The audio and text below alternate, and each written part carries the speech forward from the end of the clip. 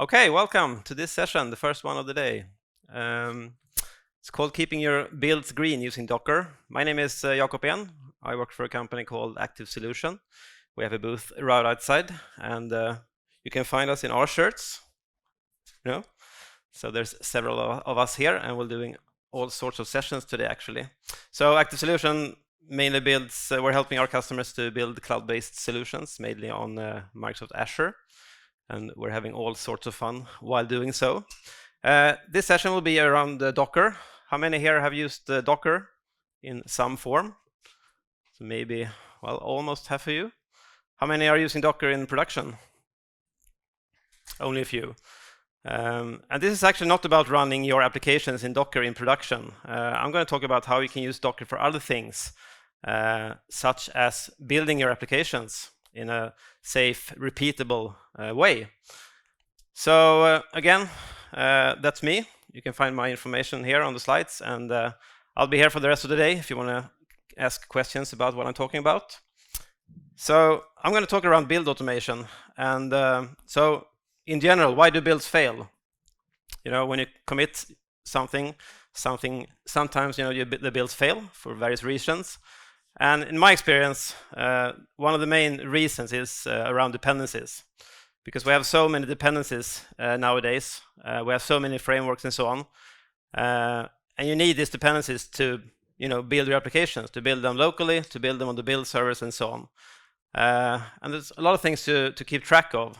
And if you look at Docker and why Docker has become so popular, this really can solve these problems.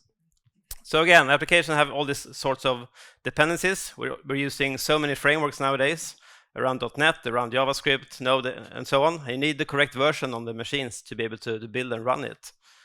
And you need that on your developer machines. Sometimes you are in charge of yourself to install the necessary software. Sometimes the IT department will do it for you. Sometimes they will get it right. Once you get all that software on your machine and it builds, then you check it in and you run it on the build server, and it turns out the build server doesn't have the same version of everything that you did.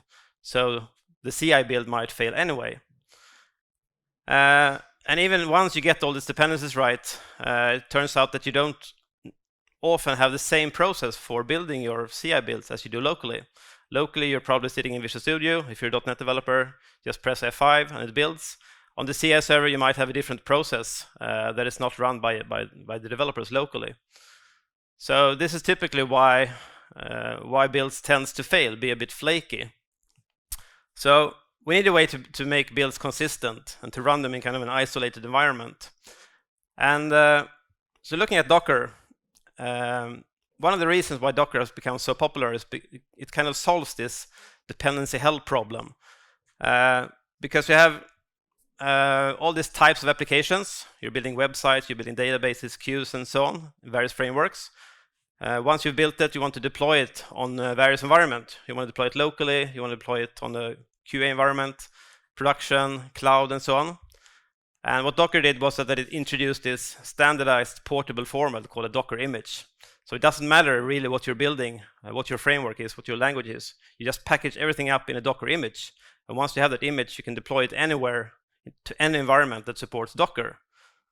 And this is a really powerful concept and has just made Docker explode because it makes it so much more easier to deploy across all this environment. And you know that it will actually work because you have all your dependencies inside this Docker image. And it turns out you can use this for improving your builds as well. So again, you have all these different programming languages, C#, Node, TypeScript, CSS, Java.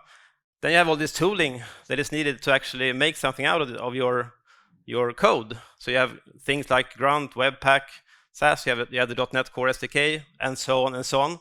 And you need the correct versions of all these things to actually make your source code compile. And you probably know me as a consultant. When I come to a new customer and I want to help out, start working on a project, I clone the code and I try to build it, and it almost never builds. And I can spend 1 or 2 or 3 days just making everything run because I need so many things installed. And sometimes it's documented, sometimes not, and so on. So again, Docker can actually solve this problem for you by just describing your builds using a Dockerfile instead. And that's what I'm going to show you, how you can do this. So I'm actually going to talk about two ways you can use Docker. So the first one is you're using Docker as a way of building your applications. So instead of using things like maybe describing everything in MS Build or Cake or whatever you have, you'll describe it in a Dockerfile. And that Dockerfile will describe exactly what you need to build it and all the steps that is necessary to build that application. The other one is another way you can use Docker for actually containerizing the build environment.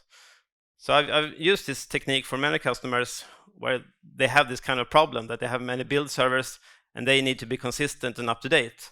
So it's a perfect scenario for using Docker to include everything you need on your build server inside a Docker image, and then we can just spin up Docker containers that will then build your code on the build servers. But I'm going to start with the Dockerfile builds. So this is a classic Dockerfile example.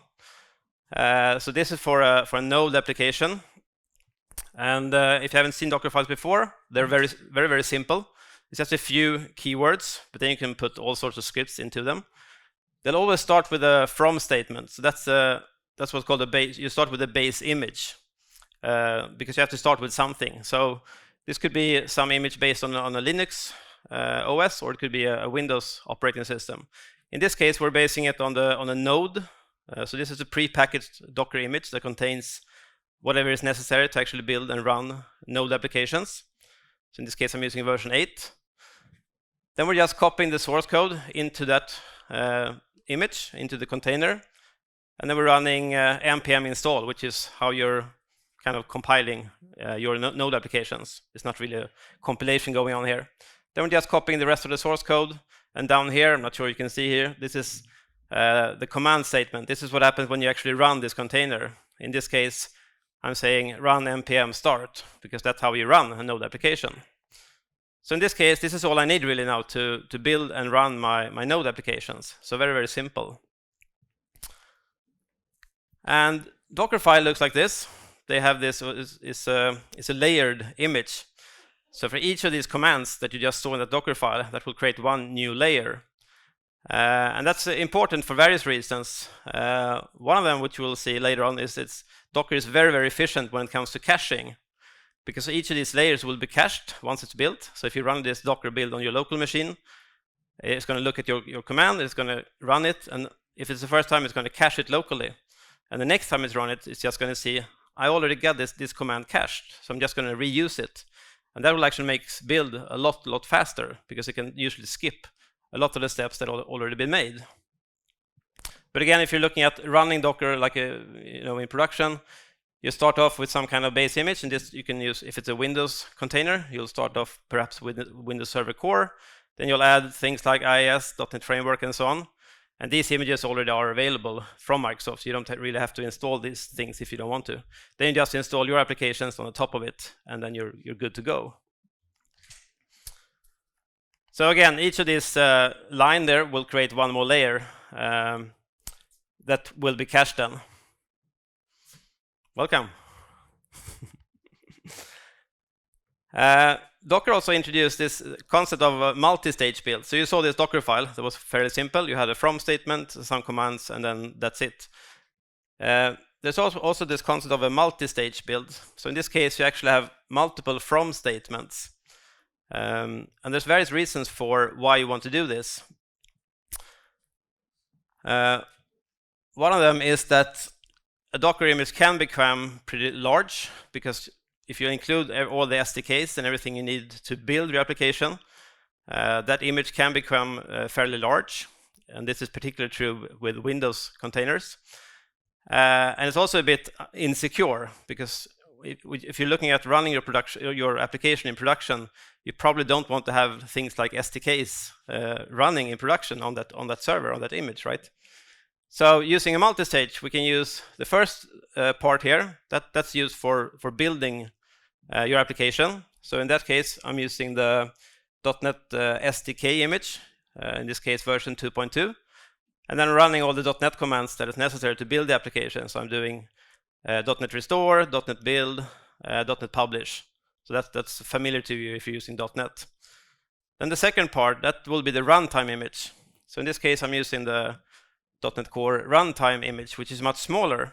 and I'm just copying the output from the first image into my new one.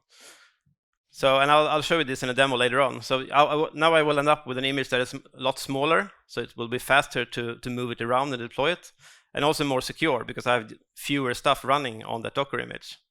So this is a really good practice to use. So again, in the first part, I'm naming that part build. So maybe it's kind of hard to see in this light. And in the second part here, I'm just referring to that one. And that's how I'm able to actually copy stuff from the first part into the other one. So if you're looking at all the normal Docker workflow, how you're used to work with Docker applications, you have this typical local workflow when you have an application in a Dockerfile. You're building that Dockerfile and you're running it locally. That's a typical workflow for Docker applications. Then you push that code and the Dockerfile to the source code repository. Then you will trigger some kind of build, and the output of that build now will be a Docker image. That's the output of your build. And then you push that image to a container registry. So instead of building things like web deploy packages or SQL DAC packs or what have you, the output now is just a Docker image. That is your application, and it contains everything that is needed. And you push that to a container registry, and then when it's time to deploy it somewhere, the target environment, which could be any environment that supports Docker, it will just pull that image down to those machines and run it. So you can do this on any kind of Windows server. You can use Kubernetes, Docker Swarm, all the cloud vendors, or standard Windows 10 machine. All these environments now supports Docker, which makes it super portable. But again, I'm not really talking now about running your applications in Docker. So that's one thing. I'm talking about using Docker for building your application. So let's take a look at how the build process actually works when using Docker. So you have your source code and you have a Docker file.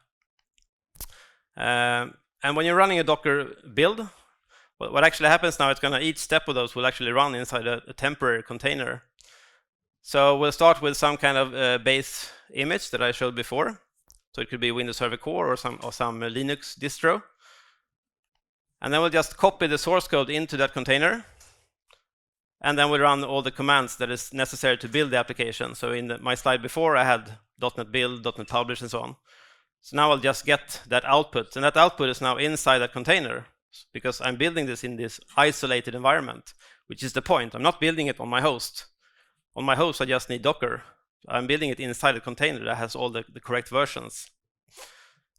So once that is done, I have two choices. So the first one, which is the common way, is that I'll package this image up, push it somewhere, and deploy it to my test environment, for example. So that's what I'm doing if I'm using a Dockerized application, and I tend to run this as a Docker image, Docker containers in production. But the other option now is actually to grab that output from the container and just extract it. And then I can just publish it as usual, as if I hadn't used Docker. So are you with me? So I'm using Docker just for building the application. And that's kind of the point I want to show here. You can use Docker for this, and it's a really powerful technique. And that's what I'm going to show you in the demos later on, how you can do this, which actually is now. So I'm going to show you now how you can get started with Docker builds.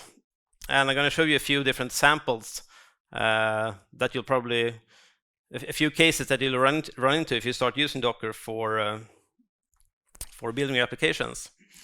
So these samples are also available on a GitHub account. I think I have a link on the end of the slide, otherwise I'll add it later on. So let's get started with a super simple application. Is it possible to see from the back? I see nods, that's good. So I have a super simple console application. Let's start with this one. It's just a hello world, nothing fancy. And I have a Docker file. Looks like this. So it's pretty much what I showed you on the slide. It's I have a from statement, so I'm basing this on .NET Core, the SDK image 2.2. Then I'm running, I'm copying the CS prosh file, and I'm running .NET Restore. Then I'm copying all the rest of the files. So the copy ... is just saying copy everything into that container. Then I'm running .NET Build, .NET Publish. So it looks maybe a bit weird why I'm doing the .NET Restore, and I'll explain that in a second. why you typically do like this. And that has to do with caching. So let's head over to the console. Now to build this application, so I'm going to run docker build. And I'm going to just call the final image something. So I'm going to call it Svetug demo 1. Then I need to just pass it the path to the Dockerfile, which is here. And then I'm just specifying the path to where are my source code located. So in this case, I'm just standing in the same directory, so I'm just adding a point here, a dot. So let's run it. So now Docker is processing this file step by step, and for each step now, if you can see, it says that you're getting kind of a GUID there. That's the ID of that container that is being run for that step. So each and every one step now is run inside the container, and that step will also be cached. So now it's finished down here. So it processed all these commands, and I don't know, maybe it took 15 seconds or something. So let's just to show you now that the caching effects. If I just rerun this build now, it's super fast, because now Docker saw that each of these layers now were already cached on my machine. I just built it. So it just looks at the command and see, oh, I already have this layer, so I'm just going to grab it and copy it to your image. So it's really, really fast. Now, if I make a change to my application, let's just add a comment here, save it, and I'm just going to rerun it to show you what happens now then. So now you'll see that the first step was fast again, and it says using cache. But when I got to the file, when I'm copying the source code into the container, it actually noted now that one of the files were changed, and therefore it can't use the cache, and then all the steps after that will not be cached anymore. And that's why it's important to if you want to optimize your builds for this, Docker builds, you want to make sure that the commands on the top are the ones that doesn't change that often, and the ones that do change, you should have them as late as possible. And this is actually the reason now why I'm doing this .NET restore. So let's go back to look at the Docker file. So this is now a little trick, because typically I don't change the CS_proc file as often. So by doing this, by just copying the CS_proc file and then running .NET restore, it could actually just cache that command. So now when I changed my source code, I didn't have to do a .NET restore again. So Docker just flew by that command and went straight on to the compile phase. So in this case, I'm just having one project file, so that doesn't make that much of a difference. But for big projects, it's really nice to just skip all the .NET restore parts if you don't need to run that again. Make sense? So again, try to put the commands that typically change at the bottom of the Docker file, and the ones at the top should be doesn't change that often. So when I built this image, let's see what I got. So I already have a few images on my machine, and most of them are base images coming from Microsoft, various. But the first one is called Svetug/demo1, and it turned out pretty big actually. So it's 1.75 gigabytes, because it has all the SDKs and everything needed for building the applications. So let's take a look at the multistage file that I showed you on the slide before. So the next demo is the same application, but the Docker file now is split up in two parts. So I have the build phase, and then I have the runtime phase here. And this is just what I showed you on the slide before. So the first part will now build using the SDK image, and the second part will use the smaller runtime image, and then just copy the stuff using this command. So I'm copying it from build, it says, and build is defined up here. I'm just naming that phase build here, so I can just refer to it later on. So let's build this one and see what happens.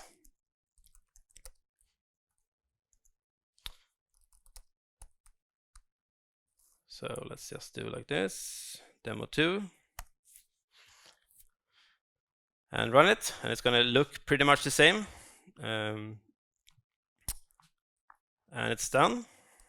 So let's take a look at the output then, if we do Docker images again. And maybe I can zoom in a bit here. So you can see the top ones here are demo 1 and demo 2, and you can see the difference in size here. The first one was 1.75 gigabyte, but this new one, which is the same output really, the same application that is output here, is just 180 megabytes. And the reason is now this is based on the runtime image from .NET Core, the ASP.NET Core, which is a lot smaller. So it's much faster to push it somewhere, faster to deploy it, and also again more secure. So this is the reason why you want to use multistage build for that. So now the only thing I need now as a developer, I'm just clone the repository, run Docker build. I just need Docker on my machine actually. Maybe I need Git to actually clone the source code, but I just need Docker, and that's really a powerful thing. It's super popular also, of course, in the open source world, which is nice to just being able to clone the repository, and I just need Docker, and then Docker will pull all the correct versions of everything and build it inside Docker.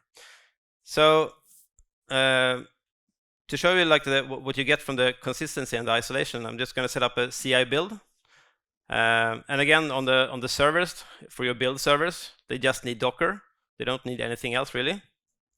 They do need a build agent in this case. But you don't need to install things like Visual Studio or .NET SDKs and everything. You just need Docker. So I'm going to create a build in Azure DevOps. How many have used Azure DevOps? Wow, most of you. So you'll probably be familiar with how you create a build. So I'm just going to select the repository, and there's all sorts of templates here, of course. So in this case, I'm not going to select .NET Core or ASP.NET here, even though it is one of those applications. I'm actually going to use the Docker template, because I'm using Docker now for my build orchestration. So now I'm creating a YAML build, which is kind of the new cool things to do builds, because you can get this at source code, you can check it in and so on. So this is the YAML that will build the application. It just consists of one step really, the Docker task down here, and it just specifies the path to that Dockerfile. That's the only thing I need. And I'm just going to change one thing to it in this case. So by default, it's going to run on the Microsoft hosted servers. I'm going to run it on my own build server, which is just so that pool is just called local. So let's just save and run it. So that's really all I need to do now to set up a CI build. I just need to use Docker. So a super simple build process, nothing, I don't need anything extra. It's exactly the same command that I will use locally to build this application. Now the reason why I used my own build server is because one thing that it can be a bit problematic with Docker is that you need these base images. The Windows Server Core or the various Linux distros. So I could use the Microsoft hosted build pool, but sometimes they will need to actually pull those images every time, and that can be a bit slow. They try to populate them with the most common ones, but if you're not using that one, it's going to spend some time every time to pull that image. So it might make sense to use your own build server if your base images doesn't match what's on the hosted build servers. But you can see now it's built. It's really fast, probably because some of these layers were cached on that build server. So the builds just tends to be faster and faster the more you run them on those build server. And again, but the point here is that it's super easy. It's exactly the same process that I use locally. It's just a Docker build. So okay, so now we built the application, but now I built them and got a Docker image. And what I said to you before is that, so the point wasn't really now to get a Docker image and deploy that into production. The point was to use Docker for building the application. So, okay, but how do we get that output from the application? Because now it's inside this Docker image. And we're not now interested in running this Docker image in production. So I want to get that output from the build. But how do you do that? Because it's inside this container image now. And actually you need a little bit of Docker magic to do that. And I'm going to show you how you can do this. So I built the application, and I have the Docker images on my local machine now. But again, I want to pull that output, the .NET, the compiled DLLs and everything outside to my machine in this case, so I can use that to deploy it, outside of the Docker world. So to do this, I can actually do a Docker create. So I'm going to use the demo that I used, the demo 2. This was the image that I just built. So I'm going to run Docker create, and that Docker create actually now creates a container from that image, but it doesn't run it. I don't want to do a system update now. Should I do this? New firmware. So I'm creating a container now, but I'm not running the container because I just want to grab output from it. And the next part is I'm going to do a Docker copy. So what I'm doing now is that I'm saying I want to grab some output from that container that I just built, and I want to copy it out to my machine. And I can do that using first the create. So because I need a container that is kind of available but not running. And then I'm using CP, which is Docker copy. And then I'm just referring to the /app, because that's where I put it in my Dockerfile. I specified the output should go to the /app folder. And I'm just going to copy it to my machine. So what actually happened now when I run this command, I should have a new folder here that's called just app, because that's what I called it. And inside that folder now, that's the output from our build. So you can see here that's the Docker build demo DLLs and the debug information and so on. So that's the output that you would have used if you hadn't used Docker as well, if you just had run a normal build. And this is what you want now, because you're not interested in running this as a Docker container. You just want to use Docker for building the application. And let's see how you would set this up then from a CI build now. So again, I want to use Docker for building it, but I want to grab the output then and publish it so I can deploy it. So I have another CI build here. And let's just take a look at the interesting part here. So here I'm using the same technique that I just showed you. So in this build, I'm just using PowerShell because it's easy to just run multiple commands. So the first line there, Docker build, that's my build process. I'm just building it exactly the same way as I did locally. Then I'm running Docker create and then Docker copy to get the output into the app folder. And then on my last task here, I'm just publishing the output. So if I run this build now,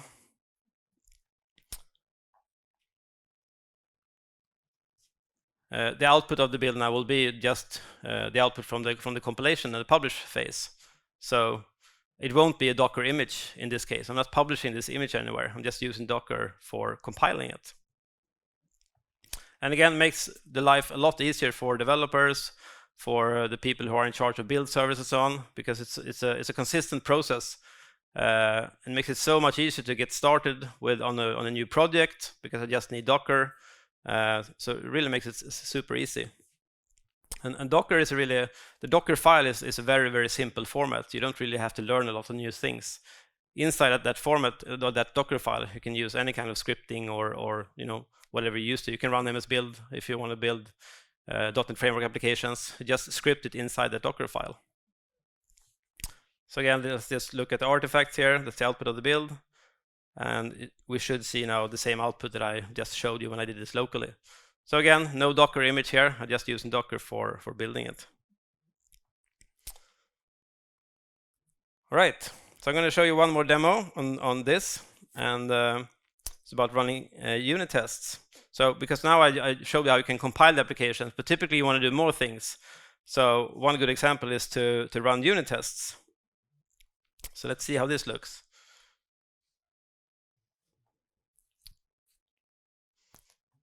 So the first part of this build is, again, I'm just doing a restore of the two projects. Then I'm running .NET build. You can do this a bit more fancy, but I'm just trying to be clear here. So .NET restore, .NET build. Then I'm doing .NET test down here. Oops. So .NET test command, the same that you would do locally.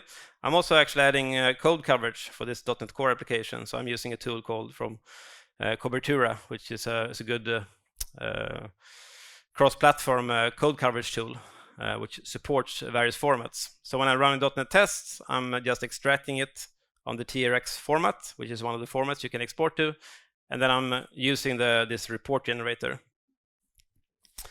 And let's run this. And again, all these files are available on my GitHub account.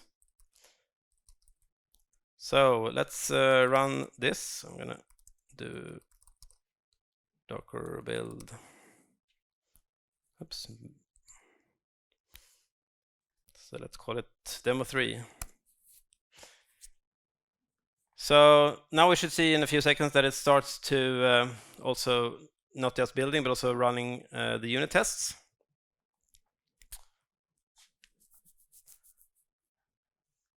And it will also collect the code coverage, and I think it also will display it down here. So there you can see actually the output from the unit test, and this is the Cobertura tool that's outputting this. So one thing that can kind of confuse you now, so this went well, I built it, also ran the unit tests. But if I now run the same command again now, it's going to be like super fast. So what's the problem with this? Does anyone say?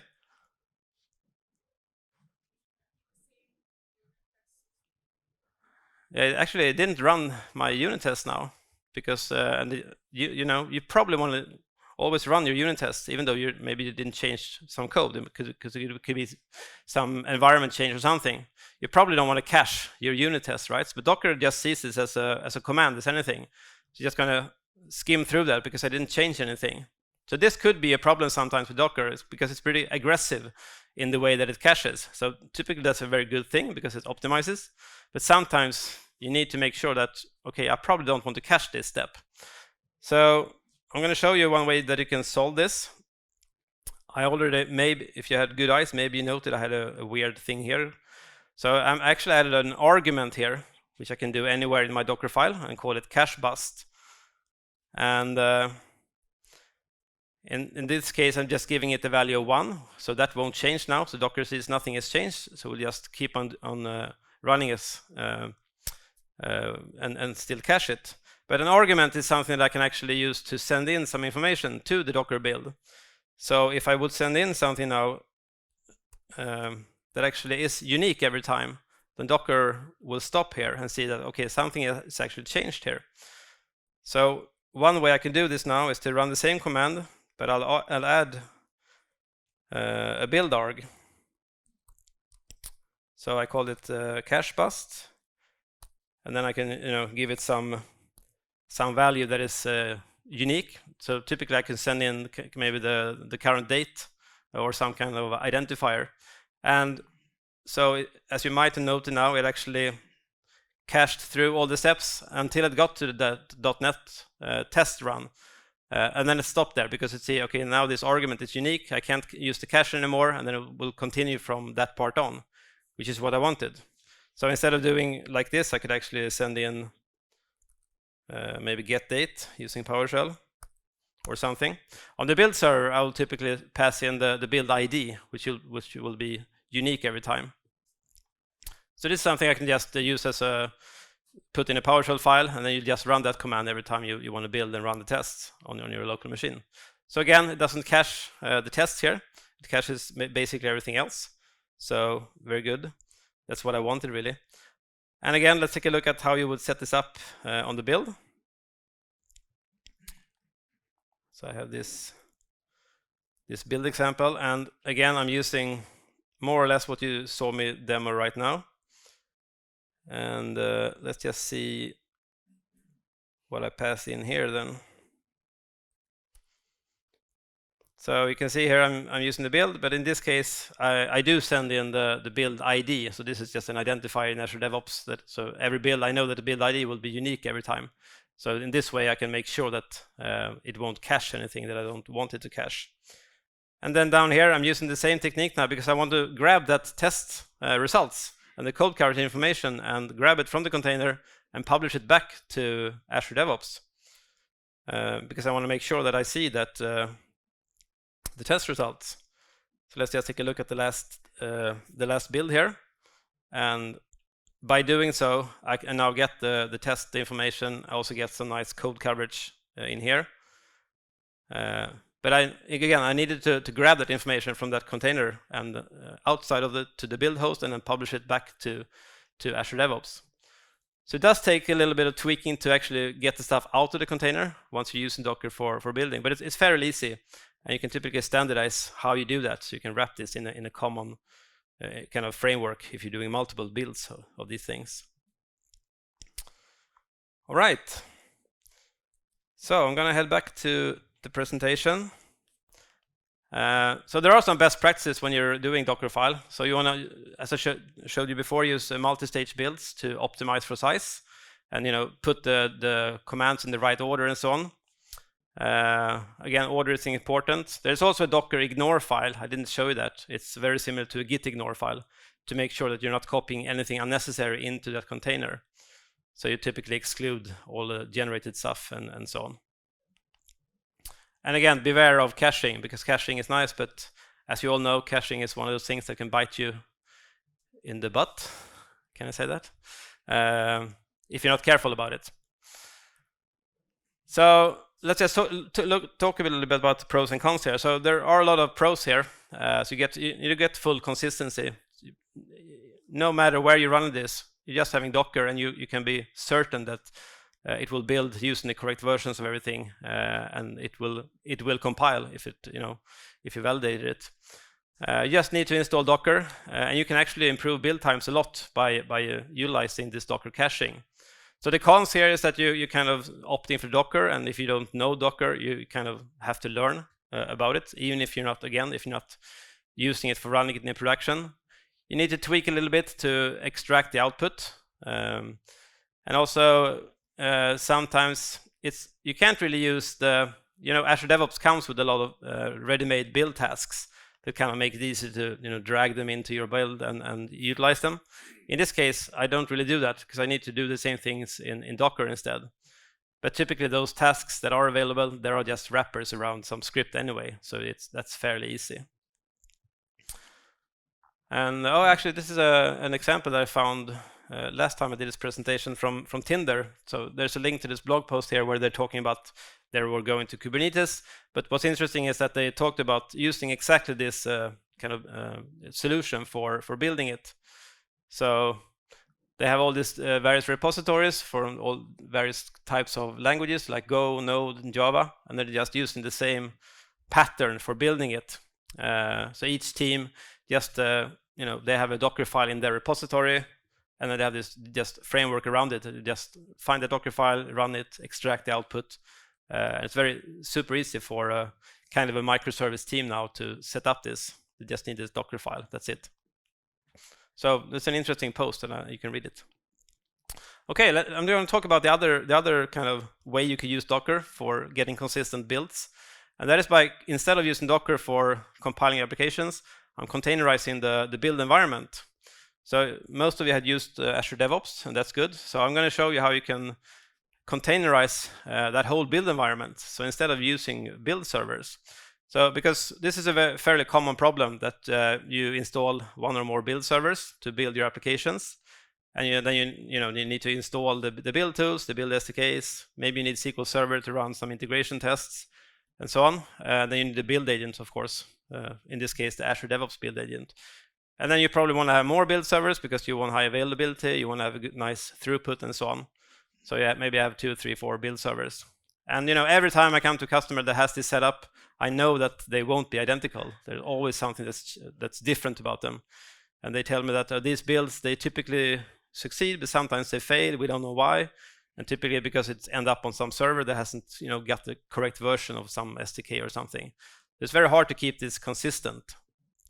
And I worked with a customer last year where we went from this and used Docker to solve this problem. So again, build servers, they are installed, upgraded manually. There's very often there's no automation around it.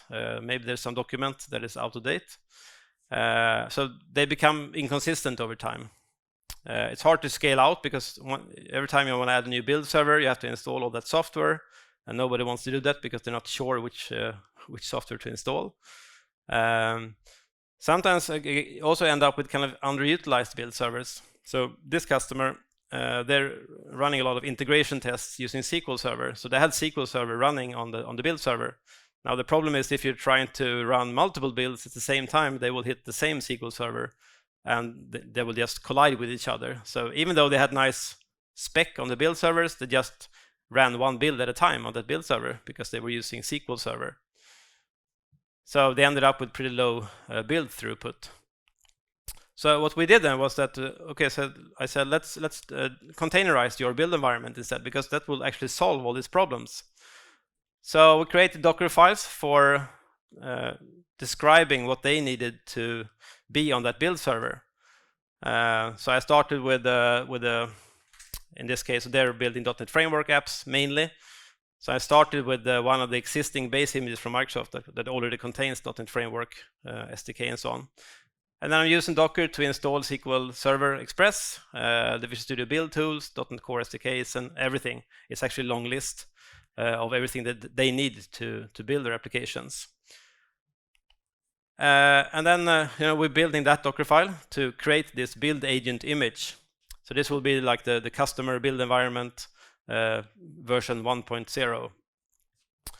And on the build servers, then we just install Docker. That's the only thing we need on those build servers. So we have 3 or 4 build servers.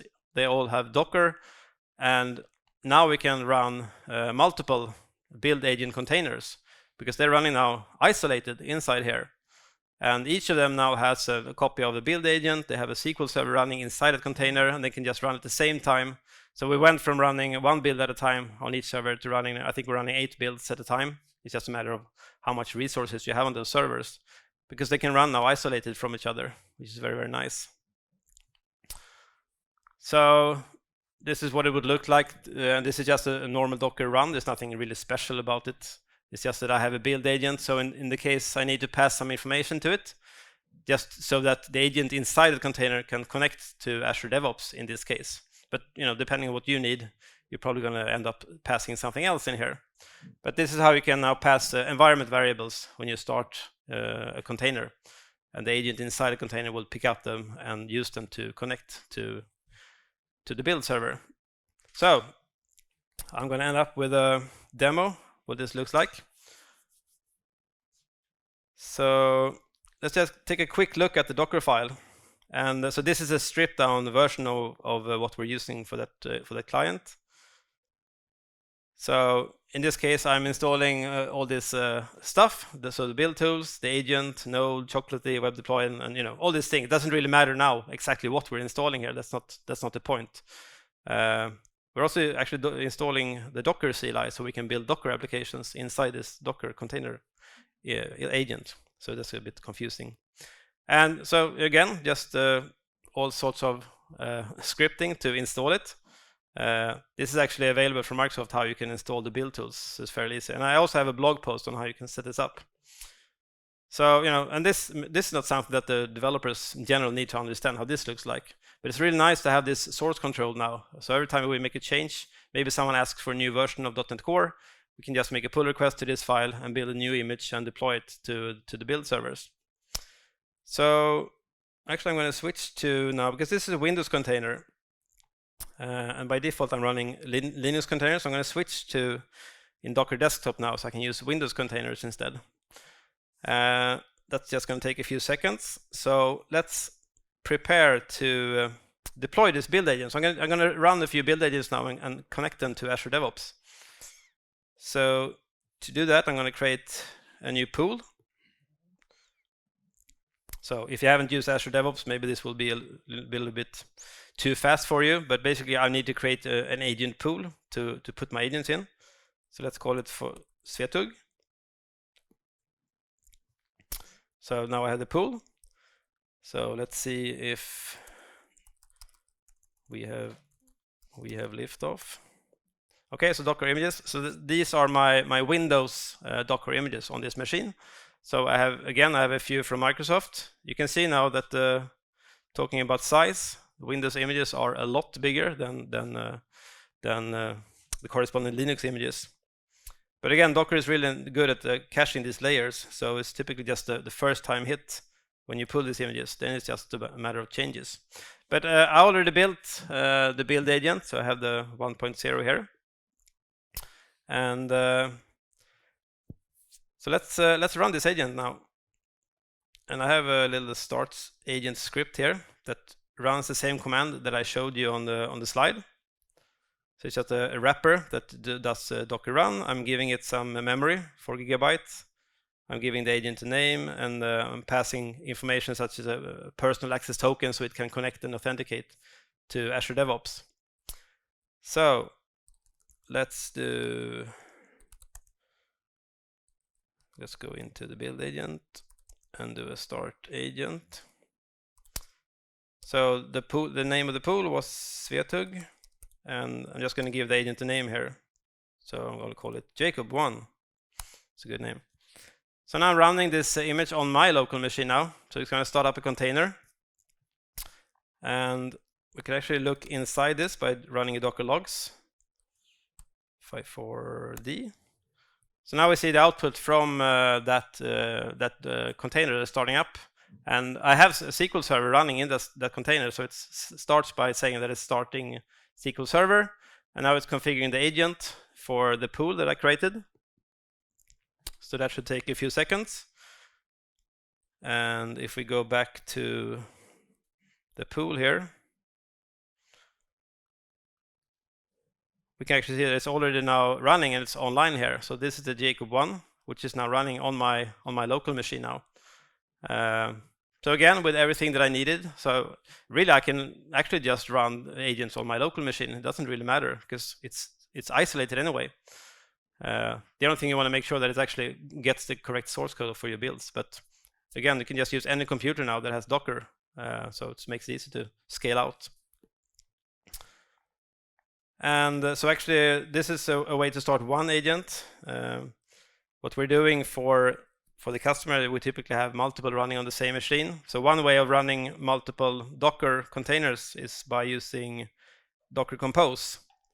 So in this case, I can simply specify run, in this case, 4 agents, and just starting with one simple command. So I'm just going to show you, it's the last thing, how you can do this. So I'm just specifying this information in a separate environment file, and then I can use Docker Compose here, which is in this directory. So let's do Docker Compose up. So again, Docker Compose is just for running multiple containers at the same time. So here I'm just starting up 4 different agents, each of them running isolated, again with their own agent, with their own SQL server and so on. And so we should now see in a few seconds 4 more agents popping up here. So this is what we're doing for this customer. And again, I have a blog post if you want to grab into the details how to set this up. So this has been a super successful way for transforming their build environments. And also I just want to point out that I'm trying to show you like Docker is a really valuable tool, not just for running Dockerized applications in production, because that's what most people think about.